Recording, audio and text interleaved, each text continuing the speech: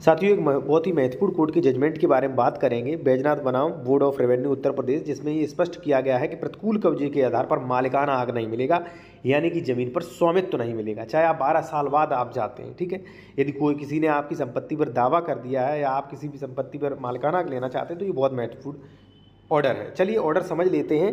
ठीक है, इससे पहले मैं आपसे कहूँगा, यदि आप कोई भी लीगल एडवाइस लेना चाहते हैं ले सकते हैं। कॉन्टैक्ट नंबर वीडियो की डिस्क्रिप्शन में आपको मिल जाएगा। साथियों, सबसे पहले आप एक चीज़ समझ लीजिए, आपने कई सोशल मीडिया पे देखा होगा कि 12 साल जिसका कब्जा वही मालिक, 12 साल जिसका कब्जा वही मालिक। अगर ऐसा होना लगे तो जो भी गुंडा प्रवृत्त दबंग लोग हैं वो सारी संपत्तियों पर कब्जा कर लें, ऐसा नहीं होता है। 12 साल यदि आपको प्रतिकूल कब्जा है और ये प्रूफ कर पाते हैं कि हाँ प्रतिकूल कब्जा हमारा था, तब आपको स्वामित्व मालिकाना हक मिल जाएगा। ठीक है, अब ये कोर्ट का ऑर्डर क्या कहता है वो आप जान लीजिए, उसके बारे में आपको और भी जानकारी दूंगा। ये ऑर्डर जो है वो दिया गया था बैजनाथ बनाम बोर्ड ऑफ रेवेन्यू यूपी 2018। ये आप RLT 308 पे देख सकते हैं। ये क्या कहता है ऑर्डर? प्रतिकूल कब्जा यानी कि अनुज्ञेय कब्जा।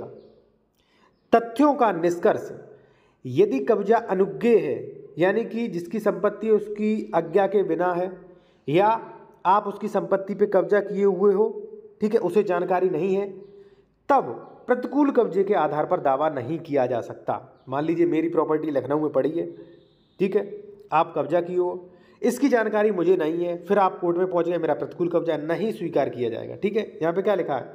यदि कब्जा अनुज्ञेय है, उसे ज्ञात नहीं है, उसके ज्ञान के बिना है, ठीक है, तो प्रतिकूल कब्जे के आधार पर दावा नहीं किया जा सकता। दूसरा, प्रतिकूल कब्जे के आधार पर स्वामित्व को प्राप्त करने के लिए, मान लीजिए आप हमारी लखनऊ हमारी ज़मीन पड़ी है, आप उस पर कब्जा किए हो 12 साल से, अब आप चाहते हो 12 साल जिसका कब्जा वही मालिक, मैं मालिक बन जाऊं। ठीक है, तो यहाँ पे क्या सिद्ध करना पड़ेगा?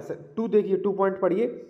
प्रतिकूल कब्जे के आधार पर स्वामित्व को प्राप्त करने के लिए वादी, यानी कि यदि आपने कोर्ट में केस किया है स्वामित्व पाने के लिए, मालिकाना हक पाने के लिए, वादी को केवल सतत कब्जा नहीं, सतत कब्जा यानी कि कब्जा बिल्कुल सही था, बिना लड़ाई झगड़े का, यही नहीं बल्कि यह भी साबित करना पड़ेगा कि कब्जा स्वामी की जानकारी में प्रतिकूल था, यानी कि कब्जा मेरी जानकारी में प्रतिकूल था, यानी कि मुझे इस बात की जानकारी थी कि लखनऊ में जो ज़मीन पड़ी है उस पर आप इतनी सालों से रह रहे हो, जानबूझ के हमने ये कोई भी कदम नहीं उठाया, कोई भी स्टेप नहीं लिया। ये आपको प्रूफ करना पड़ेगा, तभी आप किसी प्रॉपर्टी पर मालिकाना हक या स्वामित्व का दावा कर सकते हो। साथियों, एक सेक्शन के बारे में मैं और बता दूं, जिसमें आप किसी ज़मीन पर लंबे समय से आप काबिज हैं तो आप स्वामित्व के लिए, उसके मालिक बनने के लिए, मालिकाना हक लेने के लिए दावा कर सकते हो। वो है UPZALR 229B सेक्शन, ठीक है, जो कि प्रेजेंट टाइम उत्तर प्रदेश राजस्व संहिता धारा 144 में प्रावधान किया गया है।